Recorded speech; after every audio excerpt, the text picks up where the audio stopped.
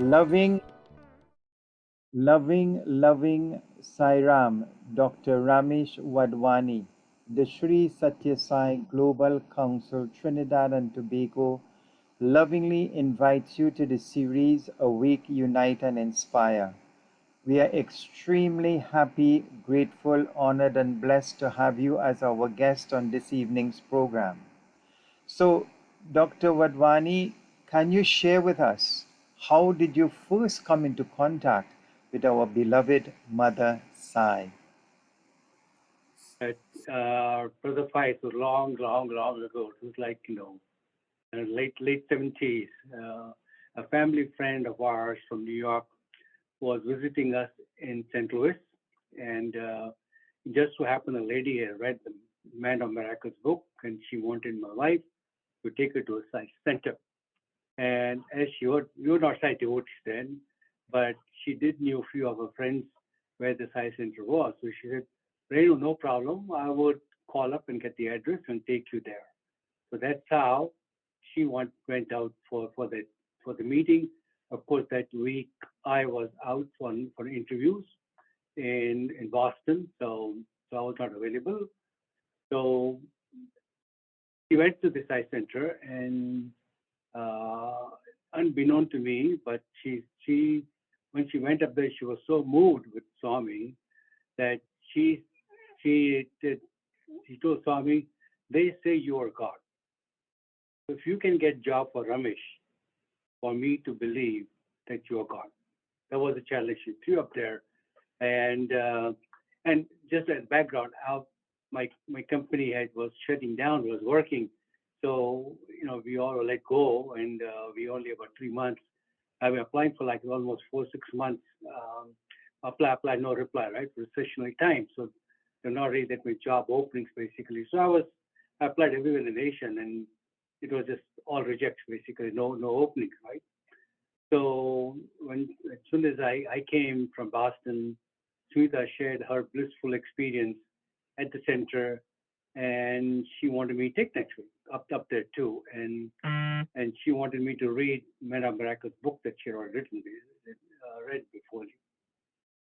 So next week, next Thursday, Sunita took me up to Sai Center, and I would say the moment I entered the house, Sai Center, the big standing picture saw me. Believe me, the moment my eyes fell on Swami, a kind of electric current that went on up my spine, just like that, which I've never experienced in my lifetime.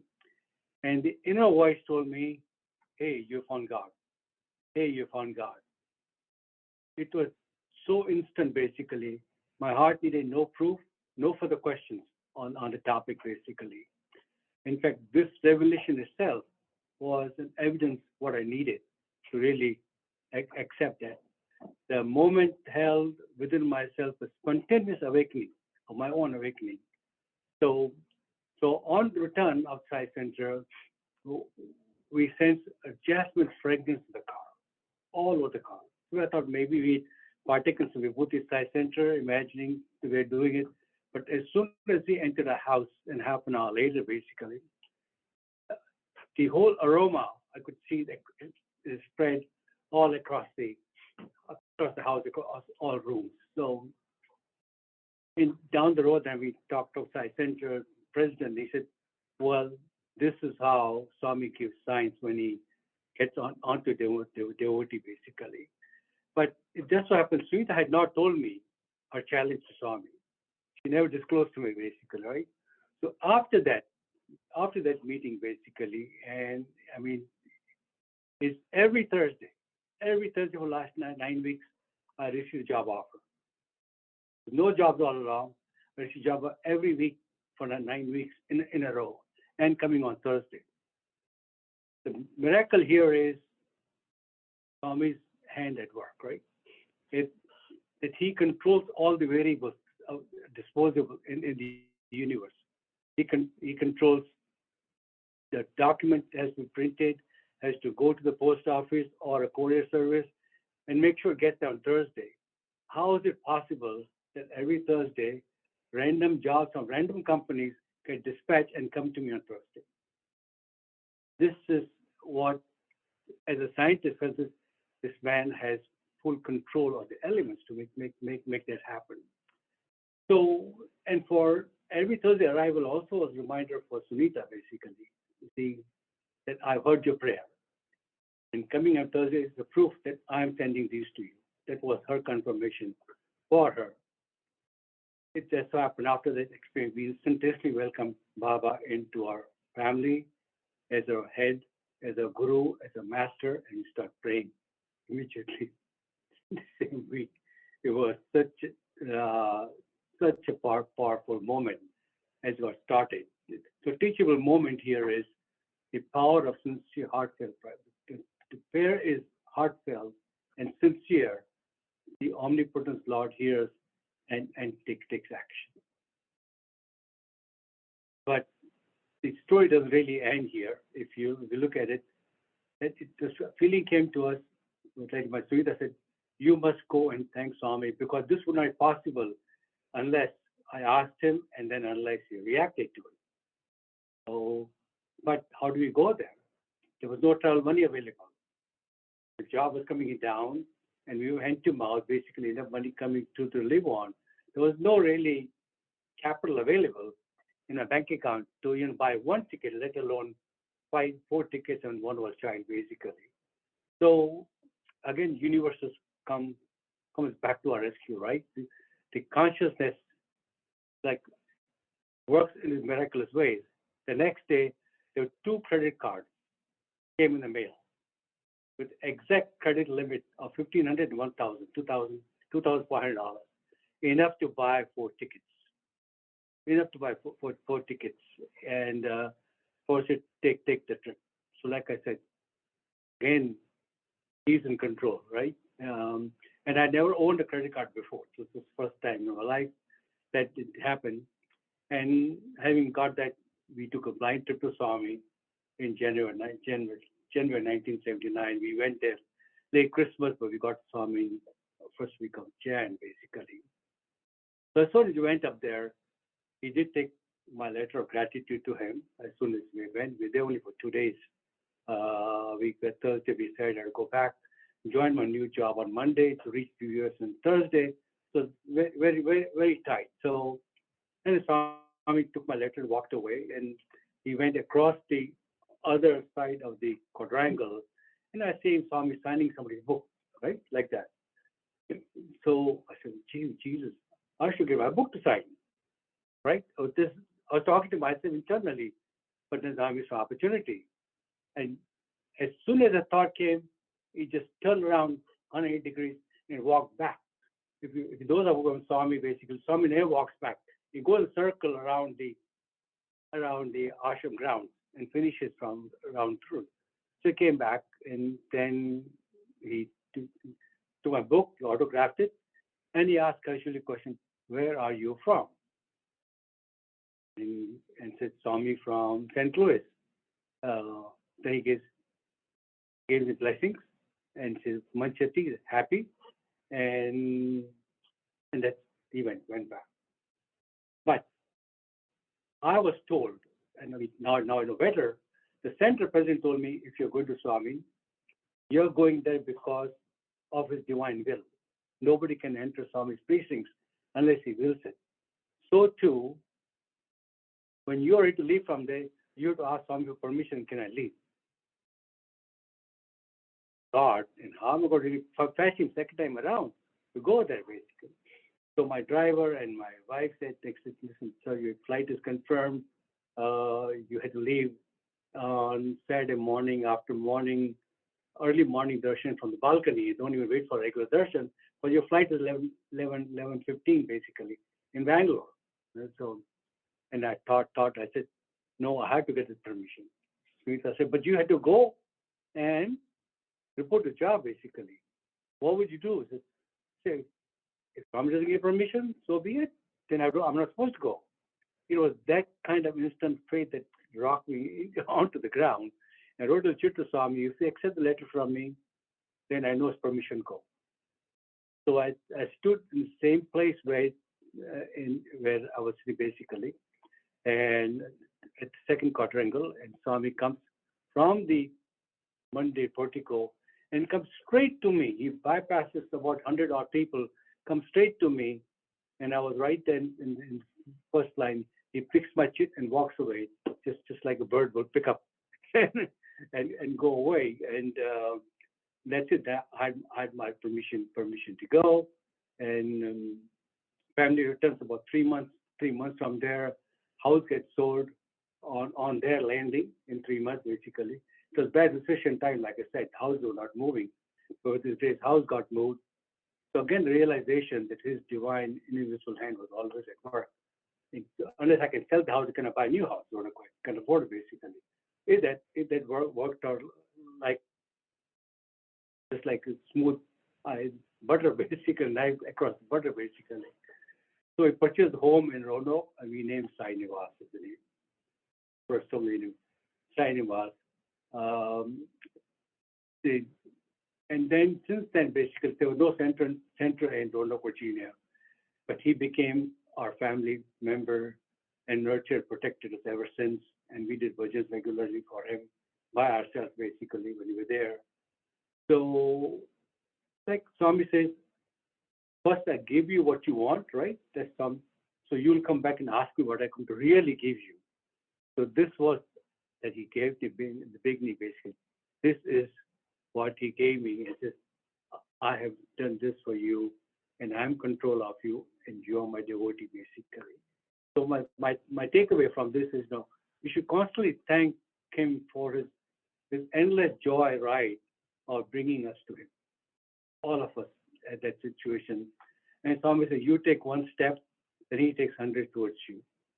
By dispatching resources our way from universe to handle our gaps, to do his desired work. He made those, fill those gaps as needed, basically. Saira. Well, that was so very beautiful, Dr. Wadhwani.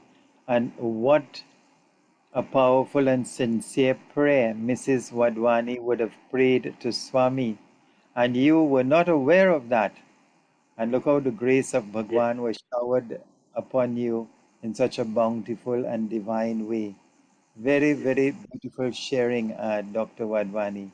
So, Dr. Wadhwani, can you, and you've been in contact, you made that first trip in 1979, so that's over 43 years that Right.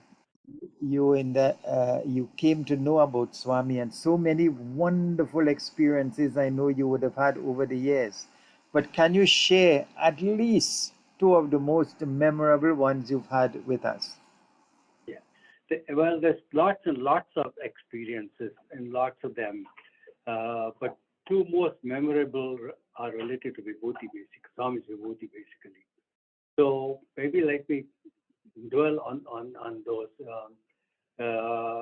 And it is one of those. This was what say he gave me an opportunity to speak in front of boys in Whitefield in his house, Trey Vrindavan, and that's where I shared these two experiences. He just told me, talk to my boys about devotion. I said, what kind of devotion? So randomly these two came in my mind, and of course the later on warden of the Whitefield nursing home his son is very happy, like she's sharing. So I think maybe I'll take those two experiences share with you. So it's a Vibhuti experience basically. Like I said, we are Roanoke, Virginia, as you know, and the fall of 1980, we had job switch from General Electric to coming to ITT in Connecticut. So we had a house in St. Louis, so Roanoke, Virginia, but didn't have enough money to buy the furniture. Basically, we were like hand to mouth. So now that we're going, we got like funding available. So, well, we'll go buy at least Roanoke in neighboring state, Raleigh, North Carolina, is like a mecca of furniture manufacturers there. So it's much cheaper. So we took a U-Haul, and with a friend of mine and my wife, we drove down there to pick up maybe one or two of the furniture. So we went up there and took a station back in the U-Haul, and we got greedy, right? So furniture is so dirt cheap up there. We got like 5 rooms for the furniture, and we were not equipped for that, right? So Our station wagon got filled with furniture. Our roof on the top of the car was filled with furniture. Whole U-Haul full of furniture. So, and it was like we were supposed to leave there by 4 or 5. By the time this whole thing got done and packed, basically, we left like in the late evening, like 6:30 in the evening, basically from there. And as we're driving through Faiz, I could feel a little wobbling in the car after about an hour and a half drive. What's wrong? What's wobbling? I pulled over, and you won't believe it.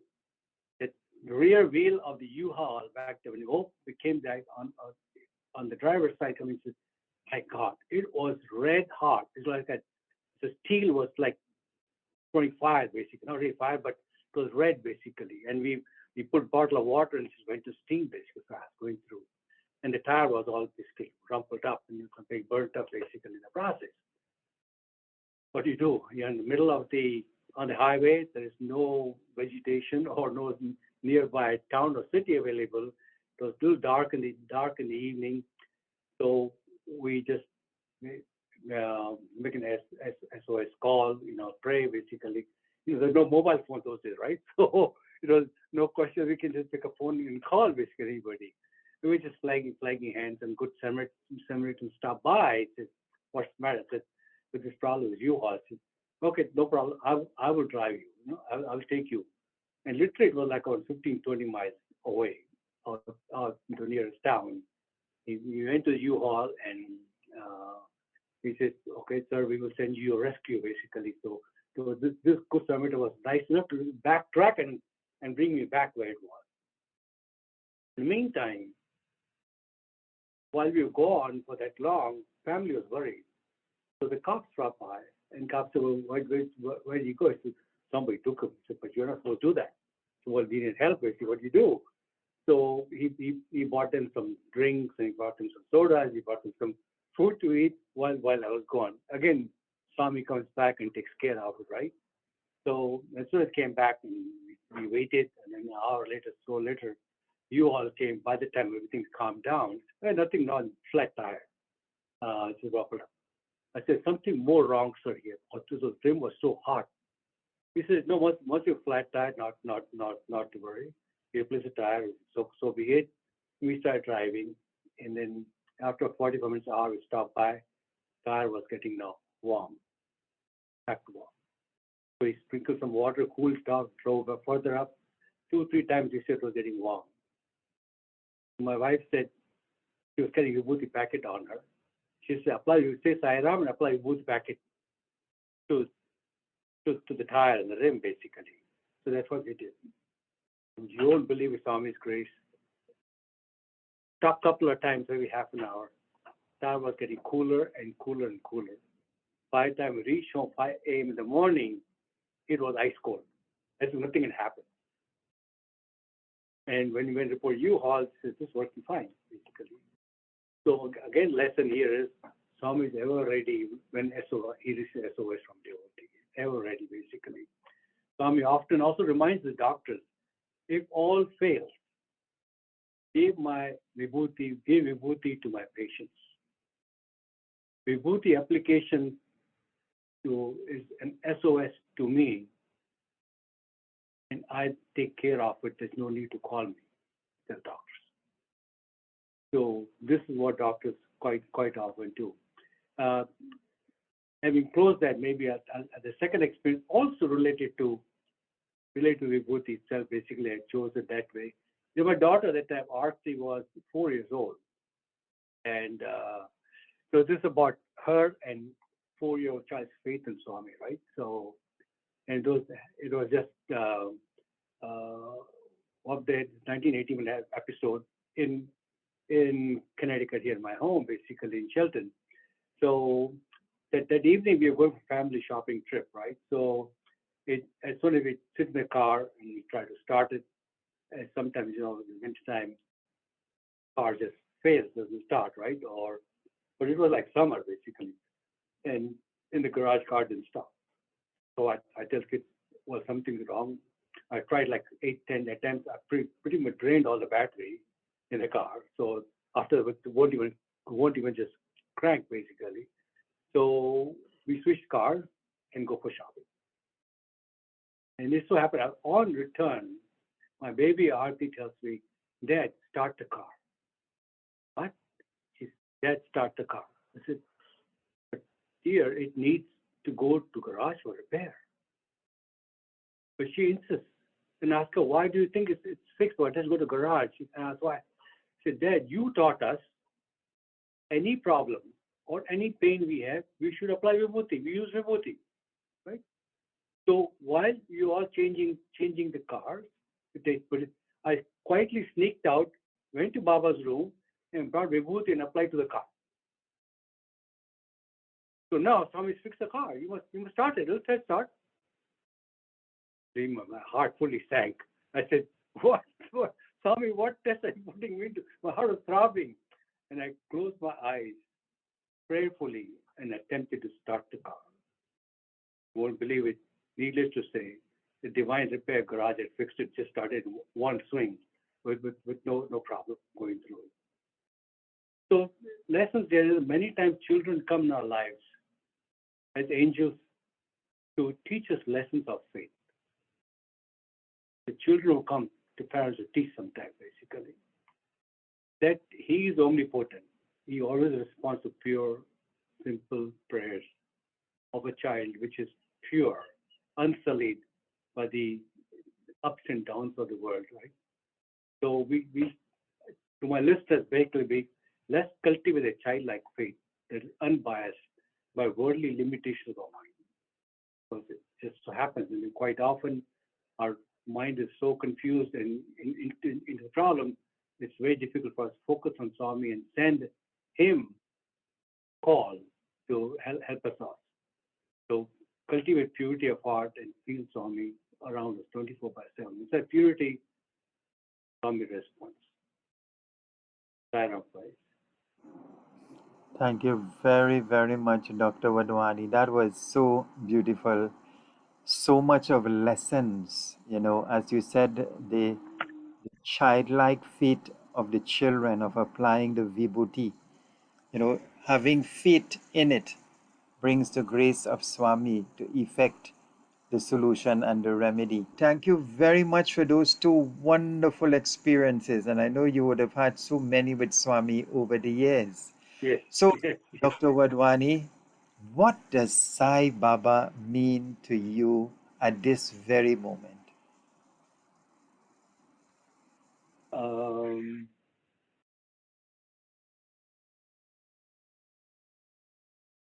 yes, Swami is my friend, is my parent, my confidant, my family doctor, my guru, my God, my CEO, my everything. With this, nothing that is short of that, I would say who he is for me and my family. He has played each of those roles time and again in my family's upbringing and our transformation.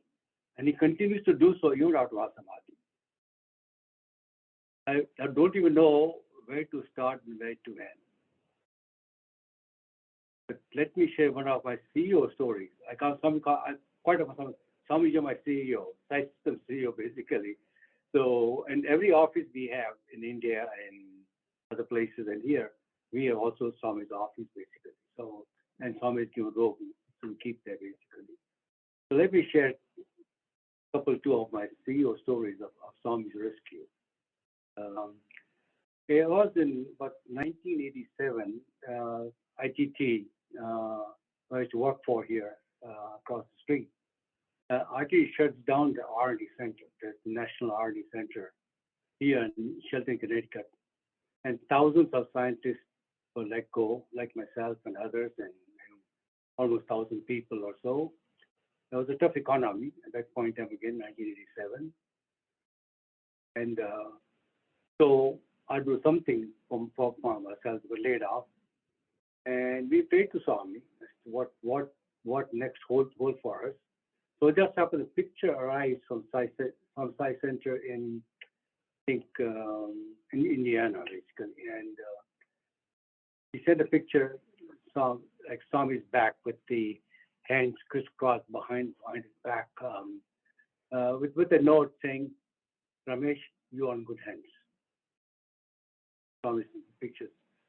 So as soon as we place the picture on our altar, Vibhuti manifested on the picture. And so I thought it was a great sign for us to see the Swamis again in control, basically. So with full trust and confidence in Swami, we formed Sai Systems as a company, Sai System Labs at that point in time. A PC mail order house, building custom PCs on demand as the people requested. It was October of '87 when we started the company.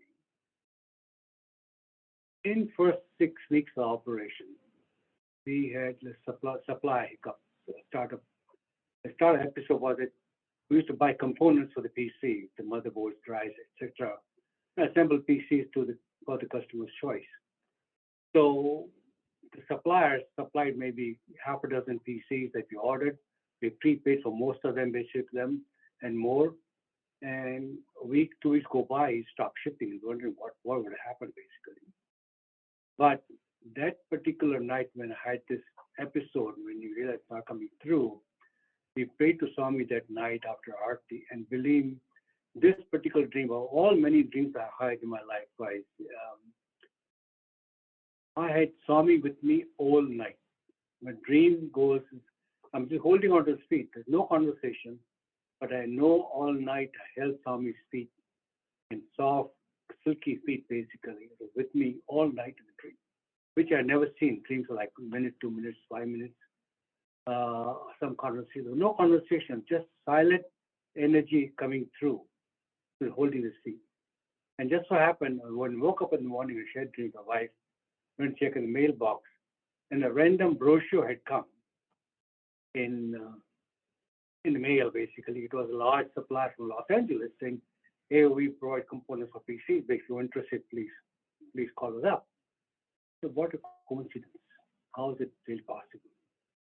And then we took a flight, my partner and myself, and he said, let's go. We first fixed the new suppliers and told our actors, don't worry, we are very cautious, we are very honest in, I see your dilemma basically. So from there, we went to San Diego, where the first supplier was. It was just a bunch of 2 high school kids working in the garage and putting things together. And then we told them that you not ship anything in 2 weeks. And we just ransacked the garage, took whatever we could get from them, adjusted the difference, went to the bank, got a certified check. And I said, sorry, but we had to leave because it's not working out. So, and then we came down to supply next to the orders, and anyway, we are back in business. But again, it is all His grace that He pulled us out of that new business startup. Basically, we have people's credit card that we charge, we supply the goods, and we bring some, we not anything harm basically, but it looks very bad on us. And so it just a mail order basically, and well, what 100 PCs at stake and start a company, it's just to our first bankruptcy right away, right? So it just so happened it worked out. But the other CEO episode, this is again in 1992. It was a partnership failure. I had a partner in my business basically, and he saved us from the failure and bankruptcy that was on the doorstep basically. As you're praying to Swami with the help of Mr. Clegran, who was the then regional president of our region, basically, and he was and his wife, they were very pious souls and very clairvoyant. Wife was very clairvoyant, so they ran me into the guided meditation, basically. And then all they could see in the very word came from Swami, be. You know what I mean? We kept dissecting, and then I thought, maybe what Swami says, Baba will intervene with bank and partner Bob. Baba will intervene with partner bank and Bob. Be there, sure. And by the time I'd also send message to Puttaparthi through Professor Sampath basically, and he was kind enough to take message to Swami, which nobody does in Puttaparthi, but he was one of the very, very nice gentlemen and pious souls. He had informed Swami basically. So lo and behold, the issue resolved in 7 days. But and the again, university intervenes and sends SOS help again. As they say. Well, later on, this Professor Sampath told me this. Swami said, "Tell Dr. Wadhwani not to worry. He's in control. He'll take care of him." And that's the message he got from there for me. So it's a size system started with just $600 capital investment, and today it's a modest mid-size global company, all because of Swami's immense silent capital. My capital was $600 on a credit card, basically. Silent capital with his capital of grace, protection, the guidance all along. There are many lessons I learned from this, basically. One is complete trust in Swami. We should learn to surrender everything to him. And most problems, that's the hardest part that we see in spiritual progress. We should never ever say, why me? Why me? He knows what's best for us. And we're willing to accept the outcome as per divine will. And the second lesson I learned through this episode, basically, know that he knows. Know that he knows everything. Never ever give up into life episodes, because life episodes are passing clouds. You need to preserve equanimity, and you are cool at the same time, basically. And know that he's watching over our well-being, which he in time and again shown to us, and never doubt it, because we are his highest priority, and he will always watch us. I also learned that adversity always brings a much better tomorrow. Much better tomorrow. Adversity is learning lesson and experience that takes us there. And I also know he's always a step ahead of us. Always a step ahead. So because how does he know it? Because he's in you. Swami says, I'm in you, around you, above you. Right? That means he says, I'm there with you all the time. He's orchestrator and a director and enjoyer. We are just mere observers of the Leela happening, basically. That's why is my CEO story. Thank you very much, Dr. Wadhwani. So inspiring and so many lessons. And I like your powerful reminders that we must surrender everything to Him, thought, word, and deed, and let Him be the guide, the inspirer, the motivator in our lives. And also to know that He knows everything. He knows the innermost secretive thoughts of each and every one of us. So wherever you are, as you said, He's above you, beyond you, behind you, but most of all, He is inside of you and accessible by each and every one of us. Thank you so much for sharing those wonderful messages and scenarios. So, Dr. Wadhwani, you've been in contact with Swami since 1979. There's How one has... more experience, yeah. Yeah, There's one please, more. please Yeah. share. Yeah, there were two that you'd asked me to see with. This is a very powerful one for me and for my family. It's like unconditional trust in his wisdom and our Swadharma, basically. This situation happened that my mother fell sick and in coma for 2 weeks with no response. And it was but she was seriously ill. She was literally on deathbed. It was about May of 1993. And we had no hopes of recovery. Doctor had called everything off. Doctor had called all our brothers. We had about there 7 of us, 5 of us were there basically to come and pay homage to mother and take some hard decisions basically. And at the same time, the dilemma was Sunita had planned a young adult trip to Swami for summer course. In 90s, Sunita used to take a bunch of 12 girls from America to Swami for the summer course in Whitefield. So here we go, another SOS call, right? So SOS call of distress to Swami. The Amma is in a state of coma in Pune. We don't know what to do. So my wife first dispatches me to Pune to go take a look at the situation and consult his brothers what to do. But at the same time, 12 girls were prepared with travel plans, with tickets purchased, with visas ready, that she planned to take the girls with her. And this was her second time she was taking the girls up there. And Amma was clinical coma basically, and there were only 6 days to go for their travel to start. And she dispatched me to go to Pune to see my mother. So Sunil had this dharma conflict we all have, right? You got two problems at the same time. You know which is the right one. You can do only one thing at a time, right? So for her, was it should I take Pune trip to Amma to see the mother-in-law, or should I take my promised trip with girls to Swami? That's my commitment, basically. So she always loved inward prayer, basically. She pushed it to Swami in the prayer room only. She never gives her to Swami, basically. She said inward prayer to Swami for guidance, what to do, and prays protection for me and Ramesh to go see Amma and making sure she's all right. So she resolves in her mind, spies that her seva commitment to lead the girls to Swami is more important because she had sought the permission from them or Swami. She was even told which girls to bring.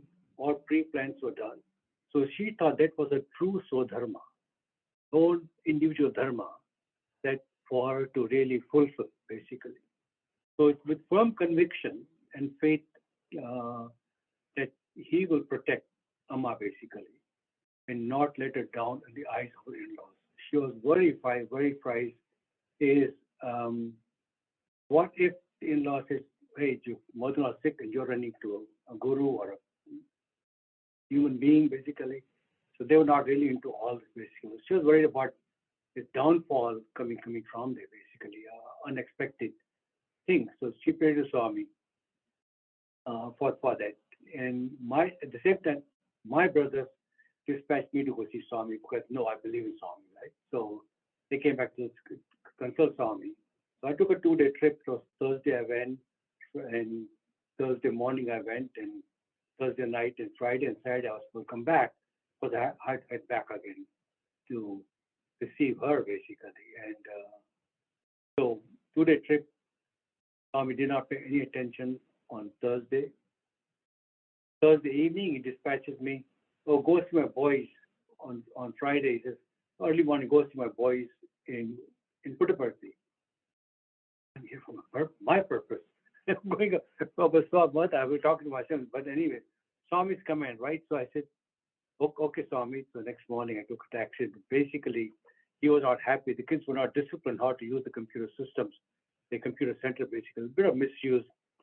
Kids were typing letters Swami rather than writing, which I see like writing, basically. So I had to go back and give them a talk and met with them and then make a round trip and back. I came back by 4:30. I went to prayer session. Of course, Swami didn't talk to me then. Neither asked me how was my trip. The boys basically asked me to do or what I accomplished basically up there. And the next morning was last day, Saturday morning. And here I was, took a special they made me sit right at the tray gate rather than darshan area out there, basically. And Swami came back and came immediately, took my letter and read it right there. And just he walked in the front. And then I'm talking to myself, now what? Now somebody accept the letter. But what do I tell my brothers, right? There's conversation going on, again, in a chatter going on. Swami comes back and walks by me, doesn't pay attention. A bunch of people from South America that were walking along with him, behind him. And I'm talking about my Swami passing me. Swami dekhega, nahi dekhega, bolega, nahi bolega, kya batayega, nahi batayega. Like chatter going on right in my mind. And as he passed 20 feet away from me, he turned around. Hey, you also come in, like that. Right?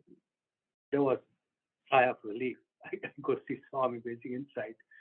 So it went inside, and of course, a big bunch interview and cured other lameness of the one wheelchair person.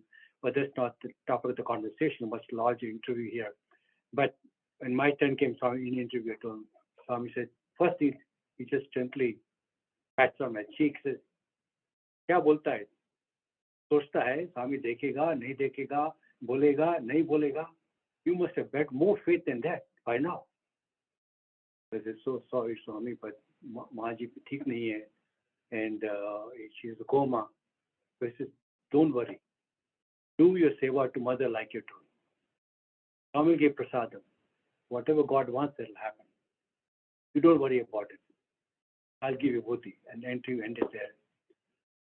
As we came out of the interview room, he gave me a whole bunch of vibhuti in my hand. He said, "Ma ke liye." Whole bunch of them. Ma ke liye. So I brought the vibhuti package, took my flight, reached Pune basically. I told my sisters to just give this, stop all the medication. We imported medication from London, from US, from Hong Kong. Nothing was working anyway. So we take the vibhuti and put into the feeding tube and let her have that. And then I had to go. I had to receive my wife. She's 12 girls coming through. She has to go see Swami basically. Now I told Swami, wife is coming on the way. He said, no, I know it. She's coming. I'm in control. Just send her basically. He was aware of it. And then I received them, put them in the domestic flight, and I took next flight, stayed back to USA. And as soon as I landed, so 24 hours, I called back to hospital. I talked to my sister and says, how's Amma doing? She says, brother, she's fully recovered. She's out of ICU room. She's in a regular room and reading Sukhmani Path, Granth for you to blessings because you had some business problem going on. You had to rush back. So she's praying for you. He says, and she says, not even a straw can have come in way of my son. That was our blessing way. Not even straw can any do. Straw can harm and can harm basically. Something like this basically. So that I was so happy. The Swami answered our prayer for Amma. He did his duty to my wife to make sure her trip was successful. So Swami is true to his word. Swami once told my son in an interview, he says, you do my work, I assure you that I will do yours. You do my work, I will be taking care of his business. So true to his word, we work for him, but he is always there to take care of all of us. Shraddha and Saburi are epitomes of spirituality. Two epitomes, basically. Have that perfect patience and faith, basically, like Shiva was to say. Oh, very, very, very beautiful. Oh, my Lord. You see the love of 1,000 mothers and more coming out in that beautiful Very true.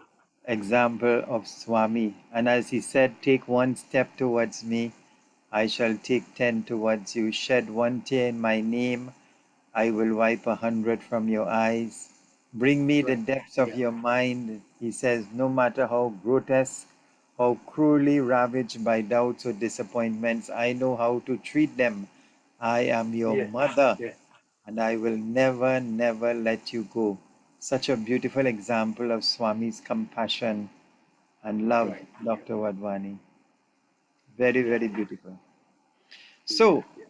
um, as we move on, how has practicing the teachings of Sai Baba over the years impacted and continue to transform your life?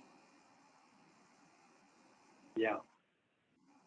There are so many learnings of Swami over my journey, and even so much going on after Mahasamadhi.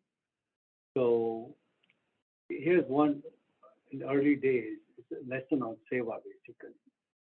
In one of the interviews, the question and answer basically in early part of my journey basically. Once the interviews had started happening, which is till 11 years I never interviewed, there's another story coming up. So I just said, Swami, I just want to serve you. And I have sites in my house. So I would serve you and you only, and nothing more. And I'm not doing much seva basically. That was my conversation with him. And then he said, no, you do lots of seva. And I said, Swami, I don't do much seva. Occasionally soup kitchen here and there, but I don't much seva. That is not much basically. And then he said, There is no your work and my work. You're my opener. Not my work is separate from your work. You take care of your wife in the house, that's my work. You take care of the office in the office, that's my work. You run the site center in the house, that's my work. There's nothing different. All is my work. Then he summed up with the code www. Not World Wide Web. www, he says, is work, worship, wisdom. That means if you work as if you're worshiping God in the morning, with few due details to pay to prayers, you worship with the dead, we work with it with that kind of approach and offer the work, then that work becomes offering to Swami and gets blessed. And that transforms into wisdom. That gives you true Atmic knowledge, basically. So that was one lesson that I take it very seriously to my heart in whatever I'm doing over the years. There's another one. I got 5-6 items basically that come to mind. Was as I was a child growing up, 11-year-old. In my early part of my life, my father was not sick, was in our hospital quite a bit. And this one evening, he'd come back from the hospital, and I was massaging his feet on the bed, basically. And he just starts a certain conversation. He says, Ramesh, when I die, when I pass away, you must not cry and make sure nobody in the house cries. Baba, how is it possible? It's called Baba to my father. He says, how is it possible? And then he gives me a little example, so to say, proverb kind of. He says, if there's next door neighbor came to you and gives you 500 rupees for safekeeping because his house may not be safe, and if he comes back in 2 weeks later, would you pay him 5 rupees, 500 rupees back, or would you say I spent it? Oh, no, Baba, because he gave us in full trust and confidence, so I had to give back to him, basically. Then he says, so too, I am not your father, and you are not my son. I am not your father, you are not my son. You must give 500 rupees. I say, I am the 500 rupees. Call for me comes. God is calling me back. You have to give it back to something. Basically, you have to be detached from everything. Isn't not even kith and kin that you have are permanent with you. All have to go back, basically. That was a lesson.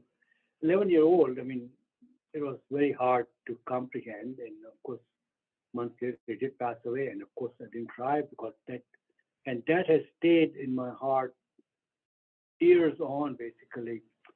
And I kind of relate this back to Swami's teaching, basically. But never sunk to me that deeper as we now know what Swami says. So this one conversation with Swami in the interview room, and he talks about the moksha, basically. And he says, the Sanskrit sloka, Swami goes, na kramana, na prajaya, dhanena, tyaganaiki, amrutatva manuswaha. What it means is, not by meritorious deeds, not by progeny, nor by wealth can moksha be attained. It can be experienced only through detachment, tyaganaki, only through detachment. So we have to build relationships of our trustee and not the ownership. We all think we own everything. We own our wealth, we own our houses, we own our property, we own our family. And that ownership does not allow us to let go of things. So what Swami said is, all these things that you have, I've given you to enjoy it. But don't be attached to the enjoyment. Don't be attached to the outcome that you get from the asset that you really have. You have to be trustee of the asset, because it's all given to you by the universe, by the consciousness. It's God given to you for your consumption, but access to be used somewhere else as it needed. And that's what really when saw me when I was like in mid 40s, early 40s, late 40s. So when I heard that, basically, it really sunk in so deep in my heart, basically, that it just seva became as my purpose of life, basically. The other one teaching, basically, I would like to share that is he has inspired me more in active seva through power of Atma. Quite often, he told me that you're not a body or something else, right? So I realized that there is no limit what I can do if I really trust that I'm Atma. If I say I'm poor little body with poor little two hands, then I can do only little work little hands can do. But if I think I'm that Atma, if I think I'm the superpower in me, which Swami says, all of us, you have the power of 100 suns in you, if you can really focus on it, right? So that's what really, so in this simple teaching, he has taught me like, no, these simple teachings, triple A, he calls it, aspire, adore, and achieve. We all get inspired from individuals or from learned people, and we think we want to give our life to aspiration and achieve something in life. But we forget that between the aspire and achieve, there's a big bridge, just like two sides of a river, two banks of a river. It's called adore, right? Unless I adore my aspiration, I put my whole heart, soul, and mind into that, I really love it, then only I can achieve it. Most of the time we don't do that, and then the aspiration remains aspiration, we don't achieve, right?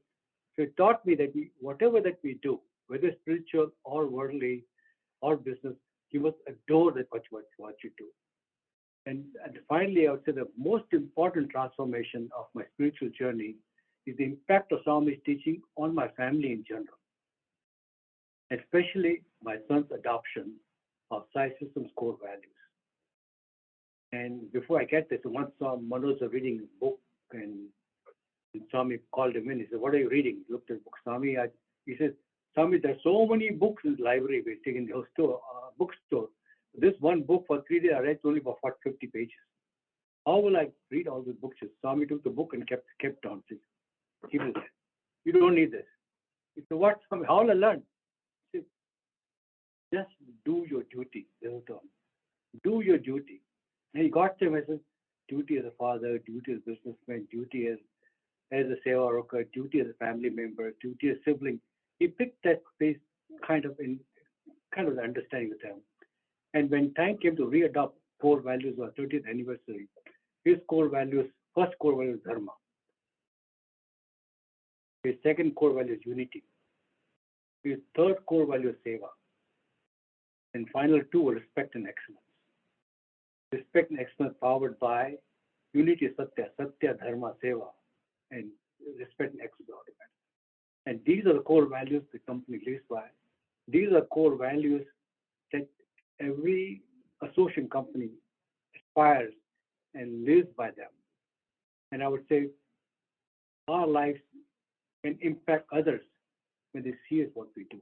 I can safely say at least a third to half of the company, 500+ employees, they are on the path of spirituality. May or may not be Swami, but they're there.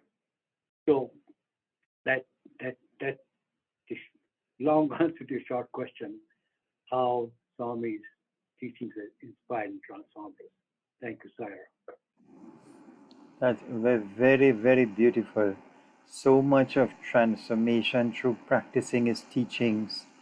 And when you make that effort, the grace descends in abundance. So, very, very inspiring, Dr. Wadhwani. Thank you for sharing. Thank you very much, Dr. Ramesh Wadhwani. The Sri Satya Sai Global Council wishes to express gratitude and appreciation to you for taking the time to share your personal journey, your transformation, your perspective on Swami's teachings. It has been an absolutely blissful, inspiring, and thought provoking interview.